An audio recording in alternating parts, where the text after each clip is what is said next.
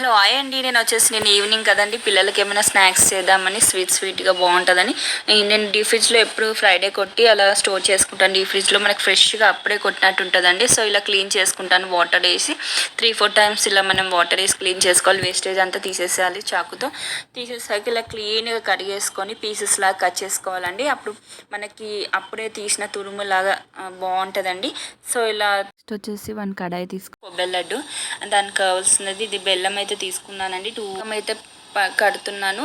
అయిపోయాక నేను కొంచెం ఇలాచి పౌడర్ అయితే వేసేసుకున్నాను. తర్వాత మంచిగా ఇట్లా మిక్స్ చేసుకోవాలి. మిక్స్ చేసుకున్న తర్వాత ఇలా మనకి పైకి ఇలా బుగ్గల్లాగా రావాలండి. ఆ తర్వాత వాటర్లో వేసుకొని పాకం కట్టిందలే చూసుకొని ఇంకా కొబ్బరి అయితే వేసేసుకొని నీట్గా మిక్స్ చేసేసుకోవాలండి. నెక్స్ట్ వచ్చేసి మనకి ఇంట్లో ఏం యూజ్ చేస్తే ఆ గీ వేసుకోవాలండి. గీ వేస్తే చాలా బాగా టేస్ట్ వస్తుందండి. సో ఇది నెక్స్ట్ వచ్చేసి 2 to 3 minutes మనం ఫ్యాన్ గాలికి పెట్టుకోవాలి. నెక్స్ట్ ఇట్లా లడ్డులా చేసుకొని కొబ్బరి లడ్డు రెడీ.